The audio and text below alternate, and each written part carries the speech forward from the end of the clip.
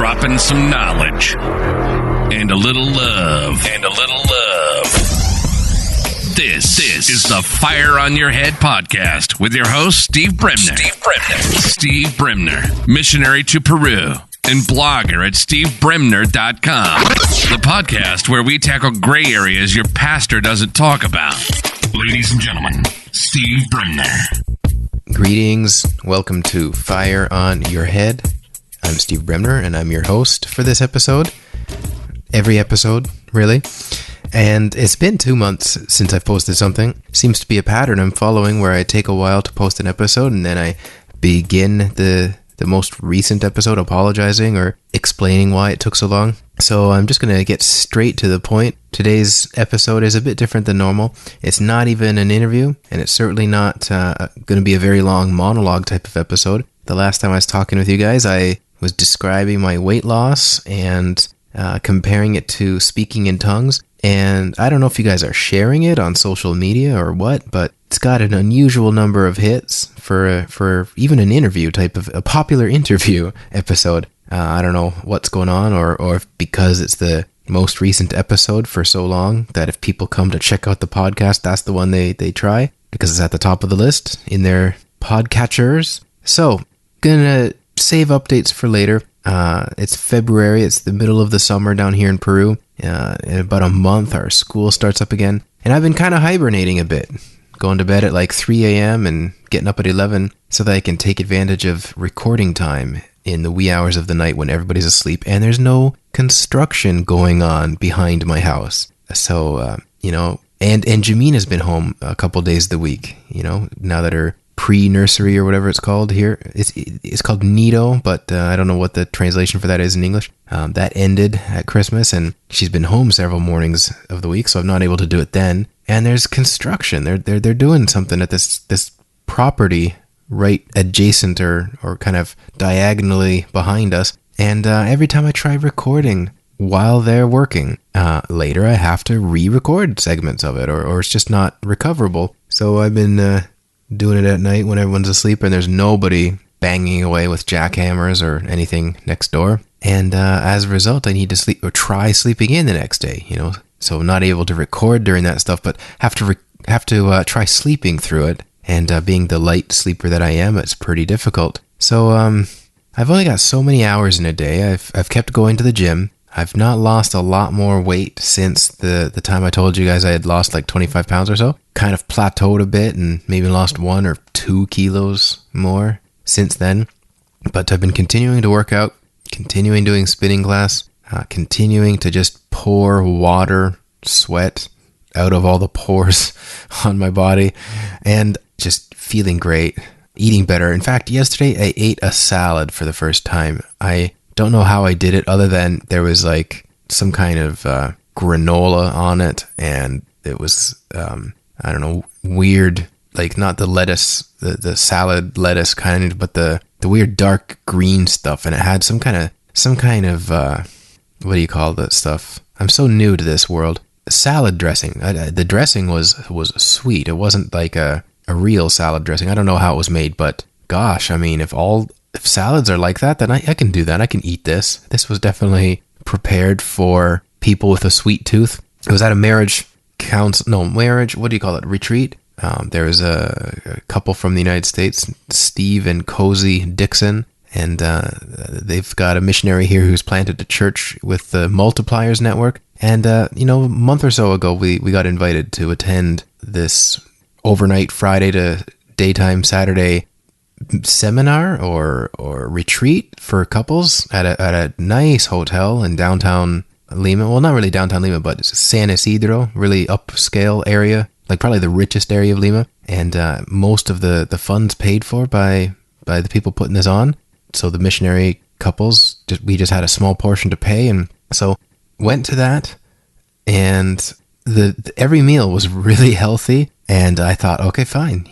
The Proverbs and whatever talk about eating what's put before you. And that's the custom missionary mindset I've made sure to have. I might not go buy a lot of groceries with healthy food in them. Lily does that. But I can eat whatever's put before me and not look like I'm having a hard time doing so. And I was like, this salad was easy. I couldn't believe that I was like not forcing myself to eat it. So anyway, I'm quite proud of myself. And so to balance that off, we had pizza that night. So anyway, but I've been eating healthy, still getting physically fit. But a main thing I've been occupied with is in the wee hours of the night recording audiobooks. And if you follow me on social media or you're like addicted to my voice, you buy anything I've narrated on Audible, then you may already know. Just a few days ago, so like within a week of this recording going live, the latest audiobook I recorded is called Enjoying the Gospel, and it's by Eric Gilmour, who we've had on the podcast. And if you follow me on Twitter, you see I auto reshare almost all of his tweets. I love all of his books, and I don't know if he knew I was recording audiobooks, but he messaged me asking if I would record one of his. He was very complimentary toward me and told me he loved my voice and wanted to give it a shot, see if we could record one. So of course I was using that as confirmation because I am trying to get my voiceover narration business launched. So we recorded that, Enjoying the Gospel. And so today's episode is a sample chapter from that book. I've got his permission to share it. And I plan on doing this. That one way to help with updates on the podcast, be able to produce content more regularly, is to just kind of kill two birds with one stone and use content I've made for other authors for their books as a way of promoting and letting people know about their audiobooks. Because many of you don't read Kindle books, you don't read print books, but you devour audiobooks. And so do I. I love reading and I listen to them. And so it just seems like over the years, recording audiobooks has become a natural progression for me from the forms of content I love to create, podcasting and writing. And why not kind of combining those two things and record audio books for books. And so I'm doing that. I'm about to embark on another one for Eric called, if I remember right, it's called How to Prosper in Everything. And I don't know if he's going to have me keep doing like all of his books or if this is kind of a test run. And then I'm also working on another dude's book. I don't know if I'll get his permission to share it or not. His name is John Garrett. And the book is called One Bloody Road. It's about discipleship, and it's some bottom spanking stuff. It's really convicting, really challenging. It's not a book about discipleship. And if you've been following the podcast for years, or even if you're fairly recent to it, then you know one of my passions is about making sure we are making disciples, but also being disciples. That is of the utmost importance, more than church attendance, getting people to fill pews. And so I actually formatted his book into an ebook for him, and was skimming through it, and I just felt peace that I should offer and ask if he would be interested in having me do the audiobook for it. And it's taken me a while to get around to it, but now that it's summer break here and my lifestyle is flexible enough that I can sit down and, well, really I stand when I record, but hunker down and get disciplined and record a few hours every night and edit a few hours every day while I'm in this season before school starts up again. It's probably a few weeks off before 9 Lies People Believe About Speaking in Tongues. The audiobook is finally available. Those of you who've heard me say this for like a year, it just has been fraught with problems. I recorded it in Canada, and then the final product had a lot of issues, and they were just unsalvageable. And then I started recording them again and got sick and had to re-record a few chapters because my voice was really, really hoarse from allergies I had for like a month. And then I was working on another audiobook and prioritized that. So 9 Lies is completely recorded and about 3/4 edited. And then there's a phase, like I take an afternoon or something to just re-record any errors and things and insert those into the right spots. So I'm hoping by like April, you could log on to audible.com or on your smartphone if you're using the app. And there's about 5 titles that my name is attached to in some way as the narrator or author and narrator. So that's finally coming together. Oh, and I think I've not announced it on this podcast, or if I did, it was in the Tongues one, but Lily and I are expecting, and so that the due date is May 28th or May 26th. We don't expect to actually have the baby on the due date. I hear only 1 in 20 people have that happen. But at any rate, obviously I'm taking any work I can get and any opportunity to make money to prepare for that. Because with Jamina and Lily having had a C-section, it was about like a couple $1,000s we had to come up with. And through GoFundMe and selling t-shirts, a lot of you helped us with that. I'm not going to be afraid of asking for help again this time with the baby, but I'm taking on any work I can get. And as a result, I'm busy. Yeah, so it's the podcast. Today's episode is just going to be this 10, 15 minutes of preparing the clip I'm about to share with you, which is only about like another 10 minutes or so. So we're not even talking about a very long episode today. Kind of, I've always vowed with my monologue episodes to keep them short and simple, between 20 and 30 minutes, and I keep going over that. Not today. So I'll update you guys some more with the next episode. Next recording won't take 2 months to post, but it's probably going to be another sample chapter from one of the books I'm working on. And as long as authors I'm recording for allow it, I'll post samples on the Fire on Your Head feed for those of you who may be interested. And I hope you enjoy this chapter. It is called, it's the 3rd chapter from Enjoying the Gospel by Eric Gilmour. And this particular chapter is called The Gospel of Life. I hope you enjoy it. Chapter 3, The Gospel of Life. God's intention for man is not a matter of doing, but a matter of eating. If man eats well and eats rightly, then he will be right. God's intention is not that we serve him, do good to please him. God's intention is that we eat him. He came that we may eat him. He came to present himself to us as life in the form of food. We have to take him as food by feeding upon him and eating him. After receiving him, the problem is not related to work, to service, but to eating. How do you eat? What do you eat? And how much do you eat? God's intention is that man would simply take God himself as his food, that man would feed on God. Witness Lee, The Tree of Life. As the living Father sent me, and I live because of the Father, so he who eats me, he also will live because of me. John chapter 6, verse 57. In the 6th chapter of the book of John, we read that when Jesus saw the crowds coming to him, verse 2, the first thing he said was, "Where can we buy bread so that these may eat?" Verse 5. Immediately after this, he orders those who have come to him to sit down, and it quickly follows that he distributed to them who were seated. Verse 11. I want us to recognize that when we come to him, Jesus' initial concern is for our nourishment. His first thought is, I want to feed you. But in order for him to be able to satisfy us with himself, we must first be seated. This speaks to us of rest, of stillness, of relaxing. Just as the psalmist says, he makes you to lie down in green pastures. He leads you beside still waters. Psalm 23, verse 2. The term still waters could be more literally translated as waters of rest or refreshment. God will not chase a man down in an attempt to feed him. Only those who have come to him in an attitude of rest will receive and eat. Do you recall Mary and Martha? God did not make Martha stop serving, but at the same time, he only gave his words to Mary. Here in John chapter 6, we see Jesus telling those who have come to him, hungry, to sit down. This is an order, a command, if you will, that is tied together with his desire to feed them. He says, rest, because he simply cannot and will not feed the man who will not rest.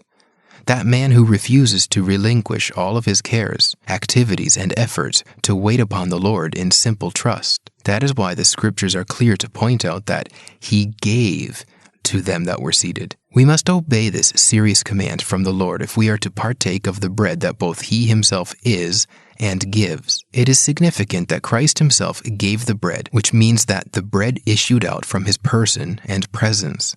The Old Testament calls the bread in the tabernacle the bread of his presence. Christ dispenses himself as bread to those who will relinquish themselves to him, those who will put their efforts aside and simply come to him. Many people are pressing and working and fighting to get God to give them something of Himself, but it will not happen.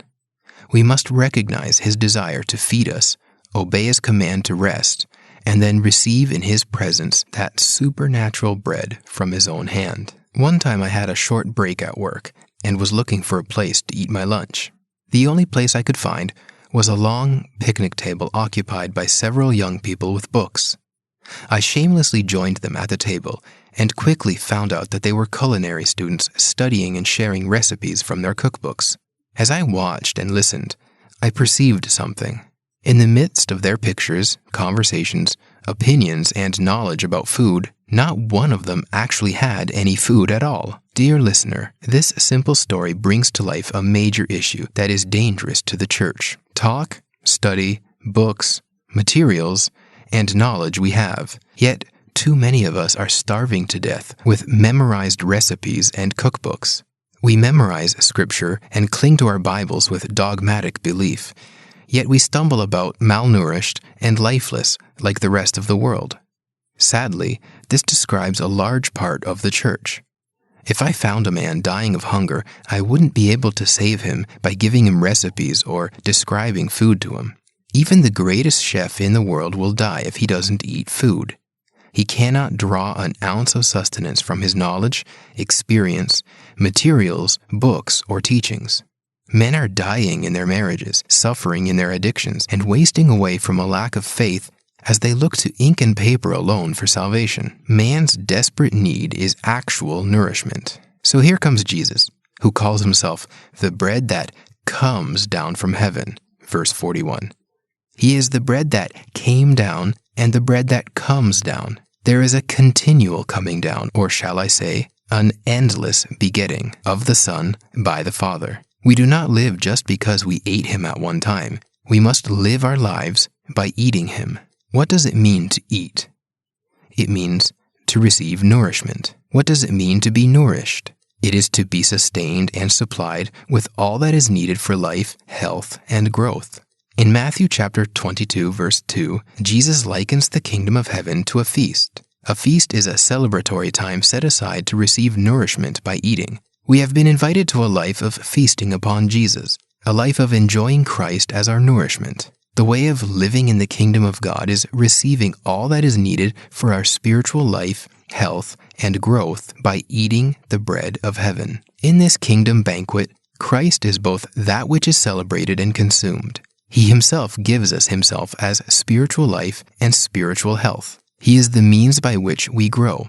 He is our nourishment, or all that is needed for life. He is a living experience by His presence and voice and our life supply. Health, the quality of our internal life, is in exact proportion to our reception of His life, voice, and presence. Many Christians are alive, but they are sick, for they have not gained their daily nourishment from Christ, who is our life. Men eat other things, not knowing that these substitutes for the true bread are killing them. And growth, our maturity, expansion, and union with His life are wholly dependent upon receiving Him as our life. As we receive Him into ourselves, He will permeate and illuminate us, causing us to grow in strength and health. Is there a better picture of oneness and spiritual empowerment than eating Him? There is no greater practice of oneness with Him than enjoying Him. To reiterate these points, the life we have received because we ate Him is sustained by continually eating Him. The maturity of divine life in us is wholly dependent upon the continuous reception of that same life. Jesus parallels His own life in this world, dependent on the power of the Father, with our own earthly lives, which should be empowered by eating of Him. God was Christ's life source, and He is ours. Jesus said, "Man will not live by bread alone, but by every word that proceeds out of the mouth of God." Matthew chapter 4, verse 4. In other words, bread equals word equals life. He, as the bread of life, is that speaking from God that must be received as our life source. John, the Revelator, calls Jesus the Word of life. 1 John chapter 1. Our life source is His speaking/voice. He is the living speaking of God and our nourishment for a godly home, relationship, mouth, heart, employment, ministry, and life. Without his voice, we are empty and lifeless. David said, "If you are silent to me, I will become like those who go down to the pit." Psalm 28, verse 1. The digression of every Christian life starts at this point, with the loss of his voice. Ask yourself, do I hear him in my life? Let me illustrate the major difference between learning and hearing with this example. I used to prepare crab legs in the kitchen when I worked at the Pelican's Perch in Pensacola, Florida. But I couldn't tell you what one tastes like because I had never eaten one. You see, all the facts in the world about cooking crabs and all my outward contact with them in preparing them for others to eat never acquainted me with their taste. So it is with experiencing God. Theologians across the globe have defined him, but they have never eaten him. Because of this, their heads are heavier than their hearts. While their brains are full, their souls are hollow. Religion, in the negative sense of the word, is lifeless devotion to God. It is seeking to live in a way that pleases God by our own efforts. Dietrich Bonhoeffer once wrote, "Adam's curse was having to live life before God without life from God. Men cannot live for God without life from God. Religion is the slavery of efforts and striving. It is and will always be focused on might and power. But true Christianity is a spiritual thing and cannot be lived through the energy of men. We must eat spiritual food if we are to ever live a spiritual life. Religion is cold, dry, dead, and empty. Men suffocate under its power, for it presses upon men a spiritual standard without any spiritual power. I will say this phrase until I pass into the next life. Religion demands for men to live according to a nature that they do not possess. What is the answer for those people who have eaten him at one time but are still living malnourished lives? The answer is a life of eating the Lord. Witness Lee wrote, "The result of eating God is that we express him. After we enjoy the divine life, we express the divine life. God is life, and his word is also life. This word speaks, unfolds, reveals, and expresses God. For the Lord Jesus to say that he is edible means that God himself is edible. Therefore, we can boldly declare that God is edible and that we can partake him, eat him, and digest him. If we enjoy God as our nourishment, he will eventually become the constituent of our being. We must enjoy Christ as our life supply." You may ask, what does this mean? How can I eat him? I read the Bible, I pray, I go to church, I sing songs and worship him, but how do I eat him? Let me help you understand what transforms our cookbooks into a delectable buffet. It is the presence of God. The presence of God passes the word through our brains and into our blood. Jesus goes on to say, "Truly, truly, I say to you, unless you eat the flesh of the Son of Man and drink his blood, you have no life in yourselves. He who eats my flesh and drinks my blood has eternal life. For my flesh is true food, and my blood is true drink. He who eats my flesh and drinks my blood abides in me, and I in him." Verses 53 to 55. I apologize for suggesting something so elementary, but in order to eat something, you must be in its presence. Is this too simple to point out? I really don't think so, because it teaches us that the most fundamental aspect of receiving this spiritual nourishment is the sweet presence of God. Without his presence, the letters in the Bible stay on the page, but in his presence, they are written on your heart. In his presence, God becomes audible, tangible, visible, and yes, even edible to our hearts. If we do not have his presence, we cannot eat him. And if we do not eat him, we have no life in ourselves. These 4 words make a statement of the true state of our being without him. We truly have no life in ourselves. In verse 53, Jesus brings together 2 wonderful realities of the Christian life: eating him and abiding in him. He who eats abides, and he who doesn't eat doesn't abide. The way we abide in the divine life is by feasting upon him. I once asked my friend, Dr. Jeff Hubing, who is a New Testament scholar, about the sense of the phrase, "he who eats me." His response was enlightening. The better way to understand that phrase would be to say, "the eating one." We must realize that living and eating are as contingent upon each other in our spiritual life as they are in our physical life. That is the teaching of Jesus. As Witness Lee continues, the Christian life is a life of daily experiencing the Christ we have received. The Christian life is a life of experiencing Jesus all the time. Men constantly tell me, "You cannot live by experience."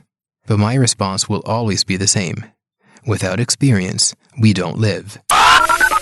That was Chapter 3, The Gospel of Life, from the new audiobook in particular, Enjoying the Gospel by Eric Gilmour, and narrated by yours truly. If you enjoyed it and you want to listen to the whole book, you can get it on Audible, iTunes, Amazon, and wherever you can get audiobooks. But those are pretty much the big places. And if you are a member of Audible, you can get that book for a 30% discount off of the normal price. If you have never joined Audible yet, despite my encouragement to do so, especially if you like audiobooks, then head over to audibletrial.com/fireonyourhead, and you can get one free audiobook. Depending on the mood that Audible is in, some of you have told me you got 2 credits for signing up and you were able to spend them on 2 titles, but I know at the very least you'll be able to get 1 free audiobook, and everything in their library is discounted by 30% for members of Audible. I wouldn't recommend spending the credit on this book because a regular membership is $14.95 for their most basic monthly membership, where you get 1 credit. This book goes for like $6 or $7, or $5 if you have a membership. So if I were you, I would go grab this book and sign up. Get something good for free. Like, one of these. I listen to books sometimes that are 25 hours long. One book I did that with recently was Reinhard Bonnke's autobiography, and it's like 25 hours long, and you can get it with 1 free credit. There's lots of things I could recommend to you. I don't know your taste, but if you're listening to this podcast and you like my taste, you have the same sensibilities as me, then I bet you would like those things. So, thanks for listening today. Enjoy whatever you're doing, and fire on your head. We hope you enjoyed today's show. If you'd like to subscribe to the podcast, you can find us in iTunes or on Stitcher Radio, or directly at fireonyourhead.com for more options. If you want to support Steve and Lily Bremner as missionaries in Peru, or find out more about what they do, be sure to head over to their blog at stevebremner.com, or check out Steve's Kindle books on Amazon and leave reviews of the ones you liked. See you next time.